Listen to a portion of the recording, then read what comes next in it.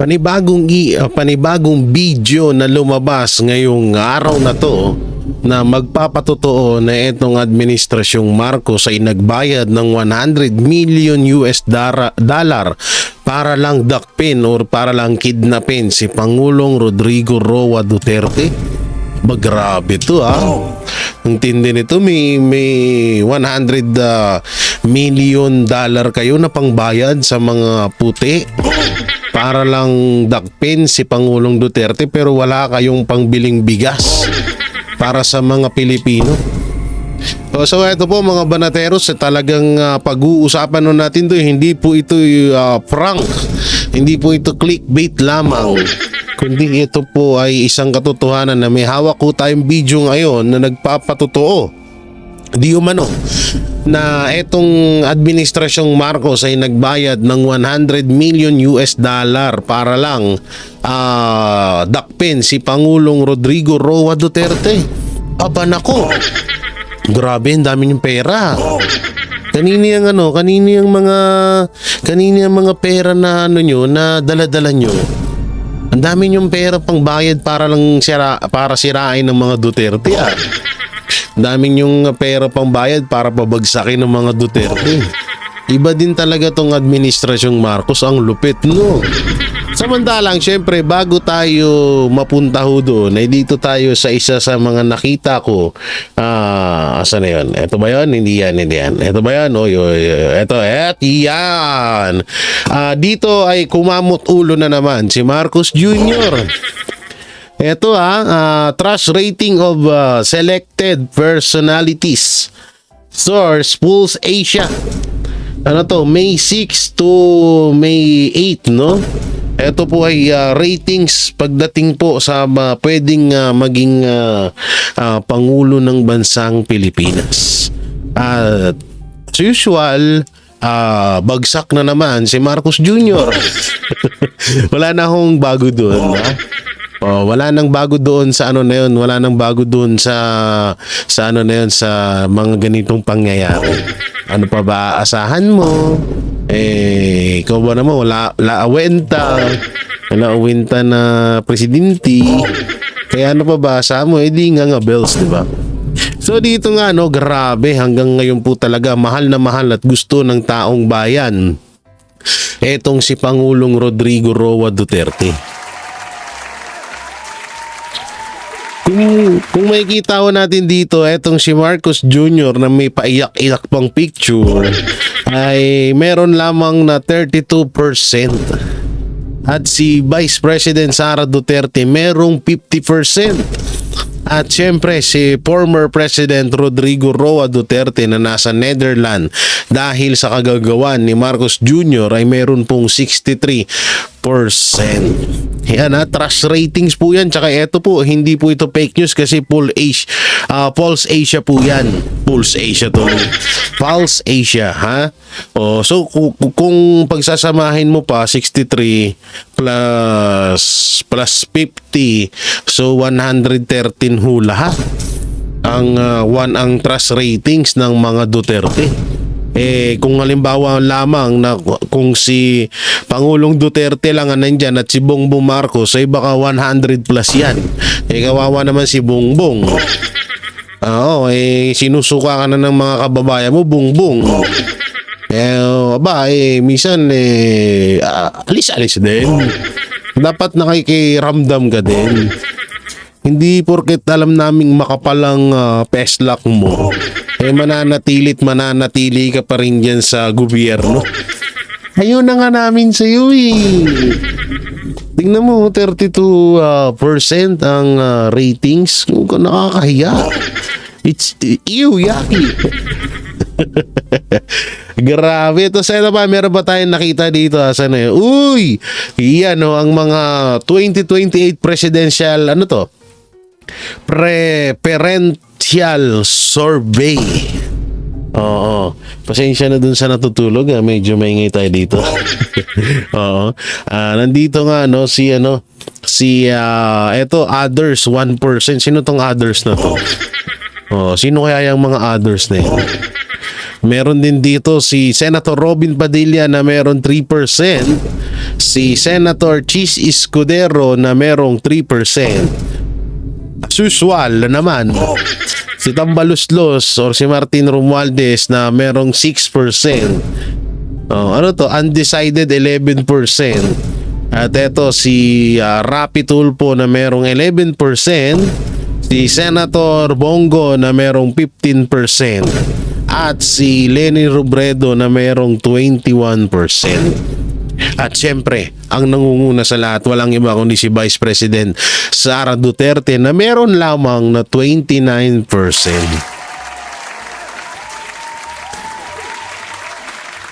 Ito po yung ito po yung patunay na kahit anong gawing paninira sa mga Duterte ay talagang nangingibabaw pa rin po ang pagmamahal ng sambayan ng Pilipino sa kanila.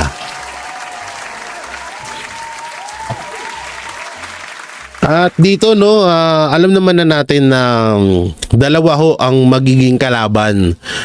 Bali magiging ngayon magiging tatlo ang pinaka-rival kung tawagin sa darating na 2028 election. Ito, tandaan nyo to ha. Tandaan nyo po itong mga sasabihin natin. Ay, hindi pala, bali apat pala sila. Apat pala sila. So, natin yan? Tawag dito, ating babalasahin yan dito. May whiteheads ako, hindi ko makuha. Siyempre, alam naman na natin na ang mga Tulfo ay talagang hangarin niya naman hindi naman lahat. Pero ito si Rapi Tulfo ay baka maging tandem ito ni Tambaluslos. Baka si Rapi Tulfo ang maging president or kaya pwede rin si Romualdez. Alam naman na natin na matagal niya nang pinapangarap yan. So, baka ito ang dalawang maging tandem, si Rapi Tulfo at saka si Martin Romualdez. Hindi lang natin alam kung sino yung presidente tsaka vice president. Pero kung ako tatanungin, siguro baka ang tumakbong presidente dyan ay etong si Speaker Martin Romualdez. Kung hawak mo ba naman ng Comelec, di talagang sureball ka na. At syempre, Leni Robredo at saka si Bam Aquino. So nakikita natin dyan na baka si Leni or baka si Bam Aquino po ang magpresidente at vice president naman. Kaso hindi na pala pwede. President pala si Leni, tapos vice president si Bam Aquino, baka ganun. At syempre yung isa sa mga alam nyo, mga ilang days na lang may mababalitaan tayo na big news dito sa taong to. Yung maagang nagpakilala. Walang iba kundi si Risa Anlivirus. At kaso sino kaya magiging nito? Sino magiging vice president niya? Si Kiko na naman. Bagay, tatlo ang pwedeng pagpilian na vice president kay Risa Anlivirus. Si Chel Jokno, si Laila de Lima. Sige. Hindi, wait lang. Lima. Sorry. 5 ang pwedeng maging vice president ni Risa Ontiveros, mga kaibigan. Walang iba kundi si Trillanes, Larry Gadon, si Chel Jokno, si Laila de Lima, at syempre si Kiko the Dahon King. Yan ang pwedeng maging katandem ni Risa Anlivirus. At syempre, ang ating pambato, syempre, Vice President Sara Duterte for President at for Vice President Senator Bongo. Dito naman sa Duterte side na maaring pwedeng maging magtandem at bagay at talagang mas may maitutulong sa bansa natin, marami din pwedeng pagpilian, pwedeng Duterte, pwedeng si BP Sara Duterte ang tumakbo bilang president at si former President Rodrigo Roa Duterte naman ang maging vice president niya. So napakagandang tandem mo niyan. Pwede din naman na etong si Vice President Sara Duterte at ang kanyang Vice President ay si Senator Bongo. So napakaganda ring tandem po niyan. Pwede rin naman po si Vice President Sara Duterte ang presidente at si Pastor Apollo C. Quiboloy ang kanyang Vice President. Mas lalong napakagandang tandem po niyan. At eto pa, meron pa. Duterte pa rin, no? Mayor Basti Duterte ang magiging Vice President ni VP Sara Duterte sa darating na 2028 election.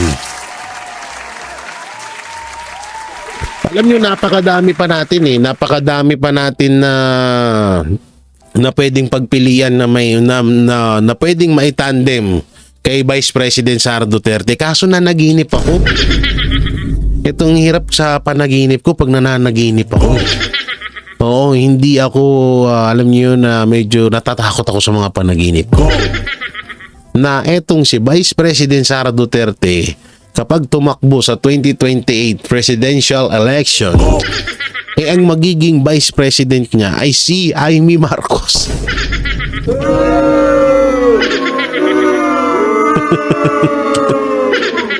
Si Amy Marcos po ang kanyang magiging Vice President. Sana naman, Vice. Sana naman, BP Sara, matauhan ka na. Sana okay na yan. Sige, hanggang Senator. Huwag mo nang paabutin na Vice President. Alalahanin mo, binudol ka na ng kapatid niyan. Kung hindi dahil sa mga yan, wala yung tatay mo ngayon sa Netherlands. Ang dami mong pwedeng pagpilian yan. Nandyan yung kapatid mo. Nandyan yung tatay mo, nandyan yung si Pastor, nandyan din si Senator Bongo na pwedeng maging Vice President mo. Wag naman si Lenny. Wag naman si Amy.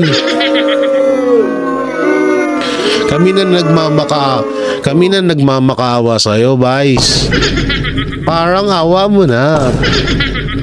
Parang awa mo na, Vice, ano ha? Hindi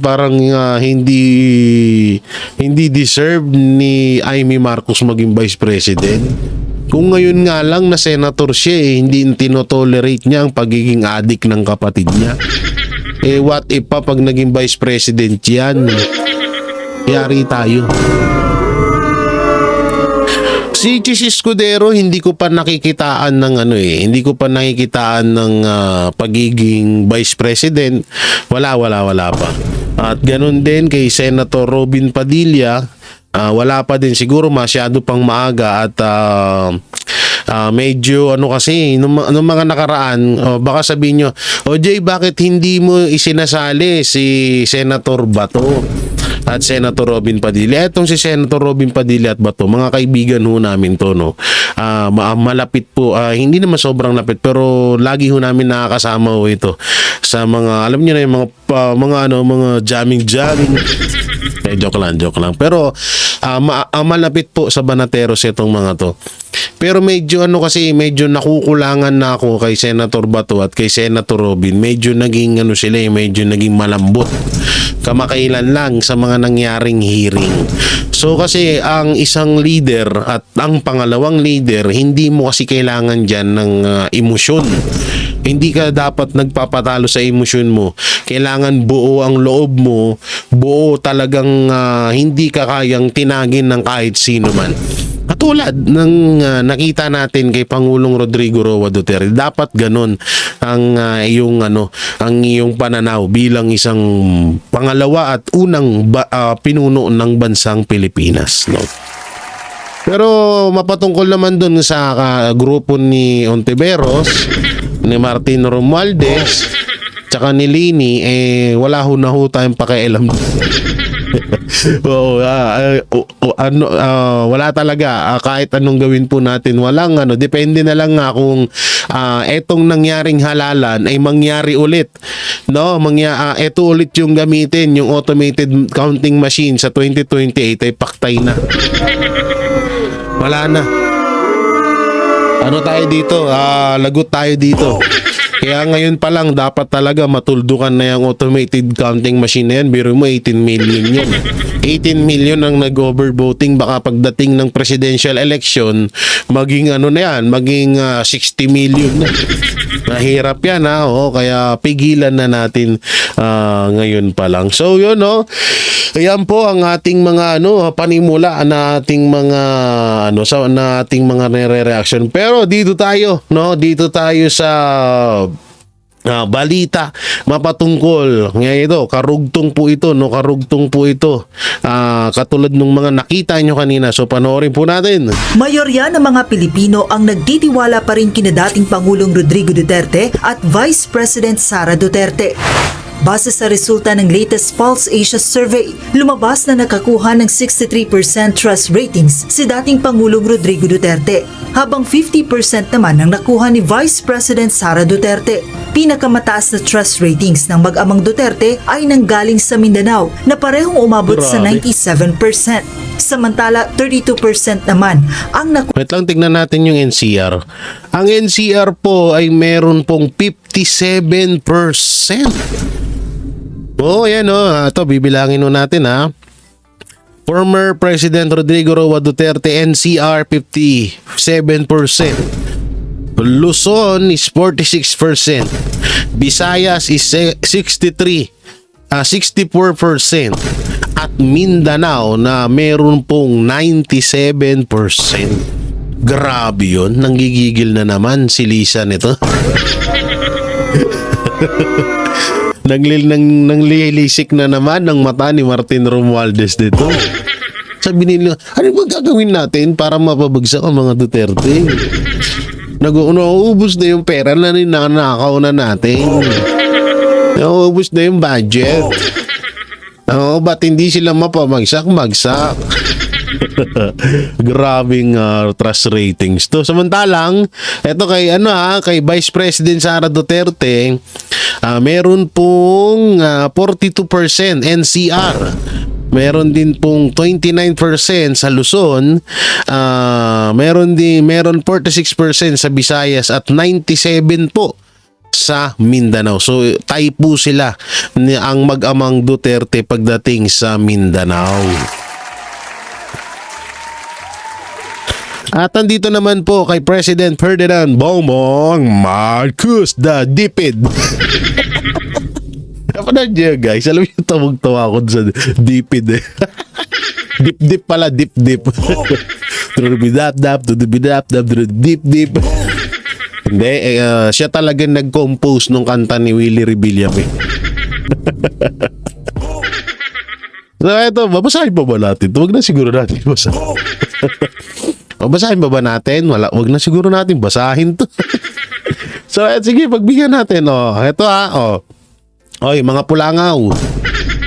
Mga tanso vlogger. Ito, pakinggan nyo. 42% ang ratings ni Marcos Jr. pagdating sa NCR. Pagdating naman sa Luzon ay meron siyang 41%. Pagdating sa Visayas, meron siyang 38%. Ito pinakamalupit. Tayo lang percent pa kayo. Hindi kayo nahiya dito. Ito, mga pulangaw, mga supporters ni Marcos nga ba dyan? Sa Mindanao po ay meron pong 3% si Bongbong Marcos. Ay nako. Kawawang nila lang 3% Mindanao. Tapos pagdating ng 2028 panalo bata niya. Patay tayo dyan. Tuloy natin. Samantala, 32% naman ang nakuhang trust ratings ni Pangulong Ferdinand Marcos Jr. Sa kaparehong survey, lumabas rin na maraming Pilipino ang hindi sang-ayon sa ginawang pag-aresto kay dating Pangulong Rodrigo Duterte. 58% ang nagsabing hindi sila pabor sa pagdakip. Ayan ito daw 58% ang hindi pabor sa pagkidnap kay Pangulong Rodrigo Roa Duterte. Ayan ayan kitang-kita nyo. Former President. habang mayroong 26% ang sumang-ayon at mayroong 16% na hindi makapagpasya. Sa usapin naman ng impeachment laban kay Vice President Sara Duterte, 50% ang nagsabing kontra sila sa planong pagpapatalsik Dami. sa vice-presidente. May 28% na sang-ayon, habang 21% naman ang hindi makapagsabi kung sila ay agree o disagree sa impeachment. Bukas alalahanin nyo. Bukas maglalabas ang Malacanang ng kanilang ratings. Gano'n naman lagi nangyayari. Bago pa ba tayo ng bago doon? Gawa ang Pulse Asia Survey mula May 6 hanggang May 9 ngayong taon mula sa 1,200 respondents sa pamamagitan ng face-to-face interview. Joanna no UNTV News and So ayan na, dito naman tayo sa isang video. Asan na yan? Ito ba yun? Alam nyo, may panaginip ako dito. No? So panoorin natin. Ito DILG ex-president. Ayan, basahin natin yung title. Ayan. DILG ex-president Duterte di maaaring magtrabaho mula sa ICC Detention Center bilang mayor ng Davao City. So panoorin po natin. Hindi umano maaring magtrabahong alkalde ng Davao City si dating Pangulong Rodrigo Duterte habang nakadetain sa The Hague. Ayon po yan kay DILG Secretary John Vic Remulla na inaalam din kung papayag ang International Criminal Court na manumpa sa tungkulin ang dating Pangulo sa loob ng detention center. Putangin na dun pa lang maling-mali na. Bakit nyo hahayaan na bakit nyo susundin? Halimbawa, sige, sabihin na natin yung ICC ayaw nila na pasumpain si Pangulong Duterte. So bakit papayagan natin dito sa Pinas? Ano ibig sabihin nito? Kontrolado tayo ng ICC? Isipin nyo maigi yun. Kung ayaw ng ICC na pasumpain si Pangulong Rodrigo Roa Duterte sa ICC, ba't natin susundin yun? Pwede iproklama natin siya dito sa Pilipinas na mayor at binoto naman siya ng taong bayan, di ba? Yun yun. Ganun dapat. Napakaliwanag nito na talagang kinokontrol na tayo ng ICC. Talagang obvious na. Kasi isipin nyo maigi. O sige, sabihin na natin na na hindi nga makapag-oath doon or hindi makapanumpa si Pangulong Duterte sa ICC.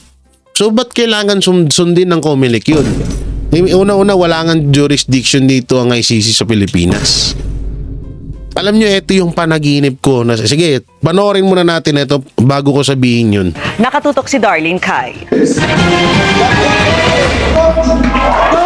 Ngayong proklamado na bilang nanalong mayor ng Davao City si dating Pangulong Rodrigo Duterte, pinag-uusapan kung paano siya makakapagsilbi bilang alkalde ngayong nakadetain siya sa International Criminal Court sa The Hague.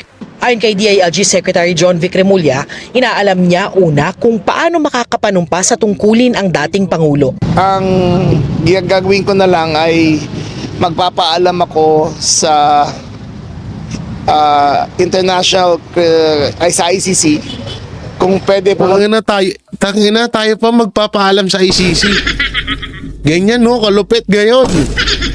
So ibig sabihin, lahat ng pangyayari dito sa Pilipinas, kailangan i-approve muna ng ICC. Ang lupit mo, Remulla. Punta ang consul natin para makapag-oath siya. Kasi kailangan mag-oath siya to assume office. So, what if lang naman na magpapaalam kayo kunwari. Tapos sasabihin nyo na agad, halimbawa set up na ganun. Sasabihin nyo na, ICC, kunwari magpapaalam kami sa'yo. Pero ikaw ICC, syempre hindi ka papayag. Para mailabas namin sa mga balita na hindi kayo pumayag. So anong magagawa namin? Mamaya, may sasabihin ako sa panaginip ko. Sige, tuloy natin. Balik natin sa umpisa. Sa ICC, kung pwede pumunta ang consul natin para makapag-oath siya. Kasi kailangan mag-oath siya to assume office. So, in his absence, the vice mayor will be there. Pero ang number one concern namin makapag-oath siya as mayor. Pero ang tanong, maaari ba siyang magtrabaho mula sa detention center sa the Netherlands? Ayon kay Remulla, hindi. Kailangan at physically present ka eh. So in his incapacity na hindi niya kayang magsilbi, ang vice mayor muna. Kaya pagdating ng June 30, ang anak daw niyang si Sebastian Duterte na nahalal na vice mayor ang tatayong alkalde. Umalis naman kanina si Vice President Sara Duterte pa Qatar at para bisitahin ang ama sa the Netherlands ayon sa inilabas na impormasyon ng kanyang tanggapan. Sana nga ganun ang gawin ni Remulla, kaso iba yung nasa panaginip ko kasi. Medyo kinakabahan ako eh. May isang matinding plano eh. So, babaya, sige, tapusin muna natin to. June 4, nasahang babalik ng bansa ang vice-presidente. Ibig sabihin, wala siya sa bansa sa pagsisimula ng paggulong ng kanyang impeachment proceedings. Sa June 2 kasi nakatakdang basahin ng impeachment charges laban sa vice. At sa June 3 ay mag-i-issue ng summons at ilang relevant orders sa pag-convene ng Senado bilang impeachment court. Ayon sa isang constitutional law expert, hindi obligado ang vice na dumalo sa mismong trial. Pwede ho namang i-represent siya ng kanyang mga abogado. Doon din ho sa rules ng impeachment, hindi naman kinakailangan nandun siya. Kasi nga, kung hindi naman siya yung witness o tinatanong, hindi niya kailangan. Of course, kung gusto naman niya, hindi naman siya pwedeng pagbawalan. Para sa GMA Integrated News, Darlene Ito papakinggan natin. Ito. Alam nyo ba, no? Asan yan? Ang ganda dun sa mismong yan. No, ito yung panaginip ko. Nanaginip ako sobra, gabi.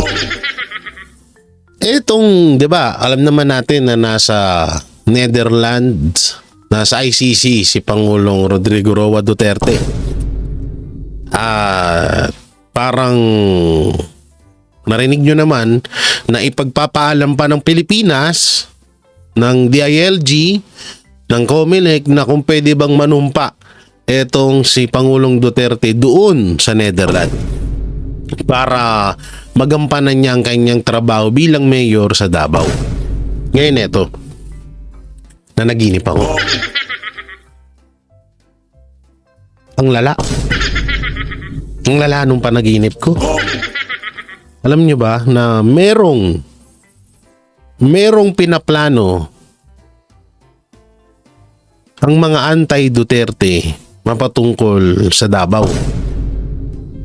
So, dalawa yan. Marami silang pinaplano doon. Pero dito muna tayo sa pagiging mayor ni Pangulong Rodrigo Roa Duterte. Doon sa panaginip ko, ang mangyayari, gagawan nila ng issue na naman si Mayor Basti Duterte para ma-impeach or masuspinde bilang vice mayor ng tawag dito ng Davao City.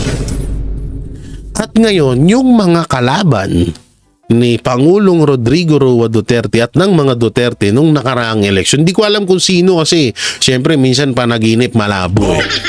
Malabo eh, walang masyadong detalye na todo, di ba? Hindi ko lang alam kung sino sa mga kalaban ng mga Duterte nung nakaraang halalan na yun daw ang ipoproklamang mayor at vice mayor diyan sa Davao. Sa kagustuhan daw po yan ng mag-asawang Marcos. So, hindi ko po alam kung sino po yung mag-asawang Marcos na yun. Pwede rin naman si Imelda tsaka si Marcos Sr. Pwede rin naman si Amy Marcos tsaka asawa niya. Pwede rin naman si Lisa tsaka si Bongbong. Pero yung ihahalal, parang medyo magulo yung panaginip ko eh. Pero ang gagawing dahilan, yung hindi magampan ng trabaho ni Pangulong Duterte bilang mayor, gagawin daw dahilan yun para hindi siya matuloy bilang mayor ng Davao.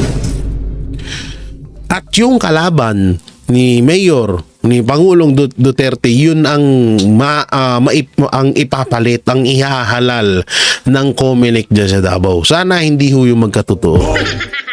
Panaginip lang ho yun.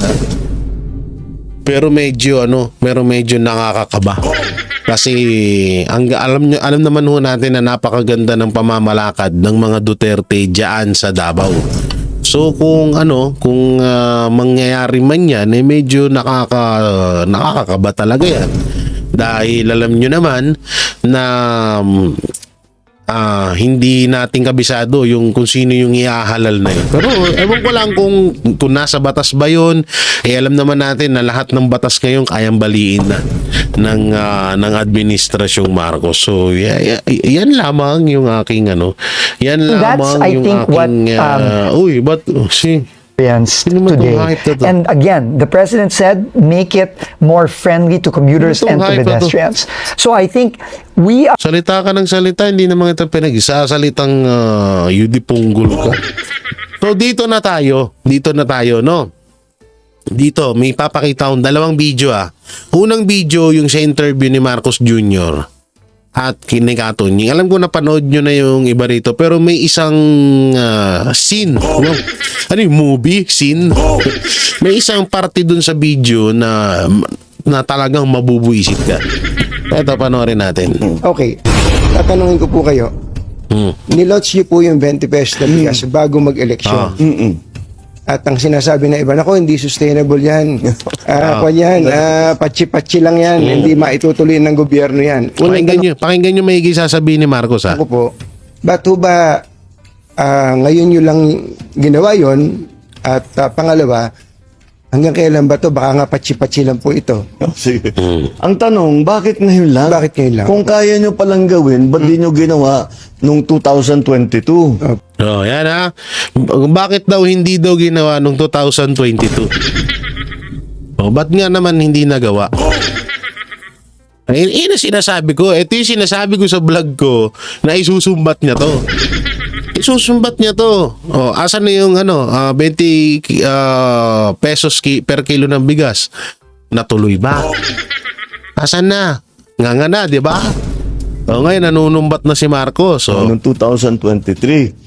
Dahil hindi namin, nung 2022, 2023, hindi pa namin kayang gawin. Ayan yung nauna, Marcos, ikaw presidente nun. Bakit hindi nyo kayang gawin? Play. Bakit? Ang key dyan ay yung production. Apo. Kaya patayo namin ng irrigation. Wow! Ang dami naming dam na ginawa. Wow! Ang dami nilang pinatayong irrigation. Ang dami nilang pinatayo na dam. Pero ba't laging baha sa Pinas? Ayop na yan. Ang lapit mo, Marcos. Tangina. Ulitin natin. Ang ganda pa yung ganda. Kayang gawin. Bakit? Ang key dyan ay yung production. Kaya patayo namin ng irrigation. Wow! Panay patayo. Ang dami naming dam na ginawa. Wow! Ang daming dam na ginawa. Ang dami na naming pinamigay na makinarya. Wow! Ang dami nilang pinamigay na makinarya. 2023, ang ani kwento mo yan ng palay sa Pilipinas, Ang ani ng palay, pagtanim nyo, ani agad. pinakamataas sa kasaysayan ng Pilipinas. Wow! Ulitin natin yun. Dami na naming pinamigay na makinarya. 2023, 2023, ang ani 2023 ang ani, okay. ng palay sa Pilipinas, pinakamataas sa kasaysayan ng Pilipinas. Wow! What?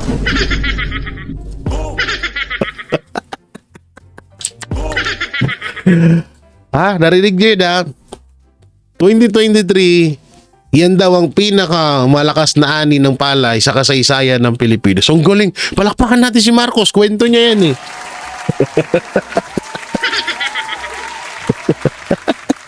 Okay, play. Nalampasan pa yun noong 2024. Wow! Kaya sa production, Yan naman pala ang lakas naman pala ng ani noon.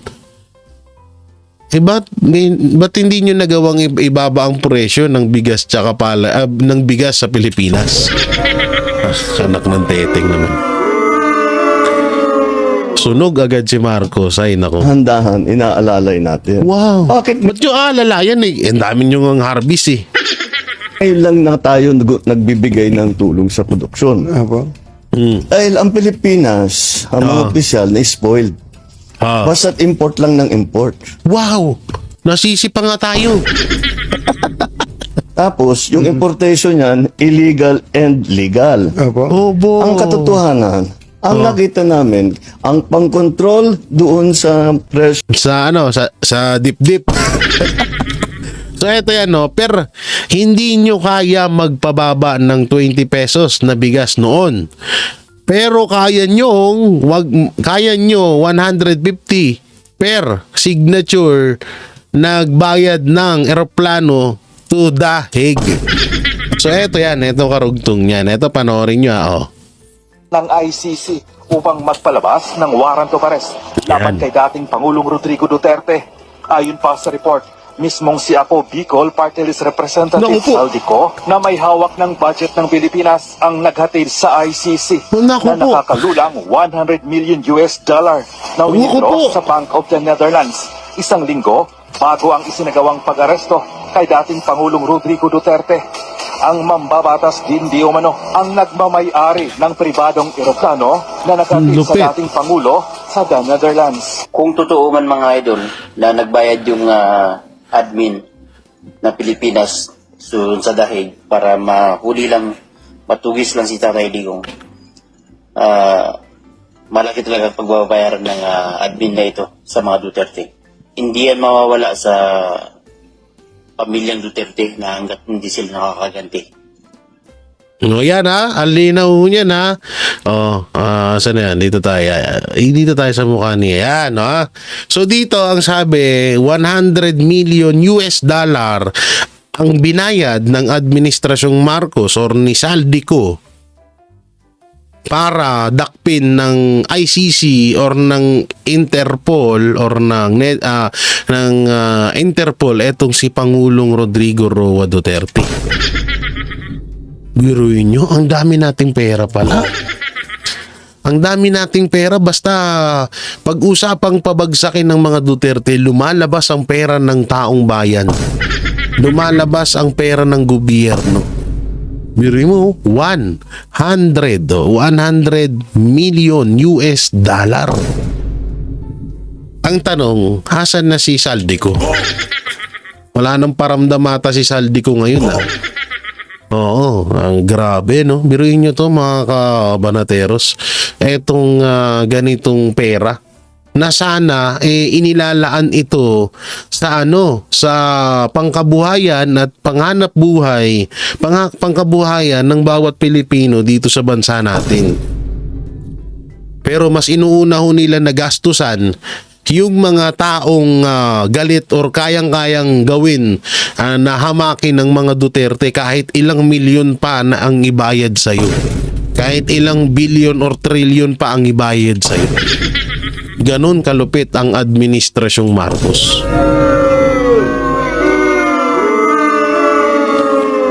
Tapos pagdating sa bigas, hindi nyo kaya. Pero eto kung sakali man totoo ako nag-reaction lamang dito. So kung may gusto kayong kasuhan nyo yung nasa video. Yun, yung lalaki doon nag-reaction lang naman ako Kung sakali mang totoo to kung sakali mang totoo to, mga kabanateros, mga kabiyaya, anak ng teteng, yung 20 pesos na bigas, di hamak na mas malaking pera ito. $100 million po ito US dollar. So ilang bilyon po ito? Baka umabot pa nga to ng trilyon. At ang pinakamalupit pa doon, saan nakakuha si Saldico ng pambiling eroplano? Siya lamang ay isang congressman. Magkano lang naman sahod ng congressman? Sabihin na natin na 350K.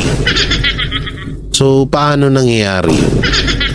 Ang lupit nila mga kaibigan, ganyan kalupit ang Administrasyong Marcos. Kayang gumastos ng limpak-limpak na pera para lang pabagsakin ng mga Duterte.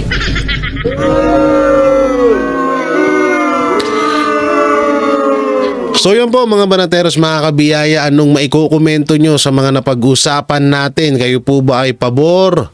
At kayo po ba ay naniniwala na talagang nagbayad ng limpak-limpak na pera ang administrasyong Marcos para lang dakpin ng ICC, para lang kunin ng Interpol etong si Pangulong Rodrigo Roa Duterte? At sino nga ba ang napupusuan nyo na maging President at Vice President sa darating na 2028 election? Comment nyo lang po dyan sa baba at ating babasahin yan. At syempre, don't forget to like, share, comment, and subscribe sa ating YouTube channel. Pipindot na lang din po yung bell button para lagi kayong updated sa ating mga video araw-araw. So maraming salamat. Ingat po kayo palagi. God bless and peace. And bye-bye.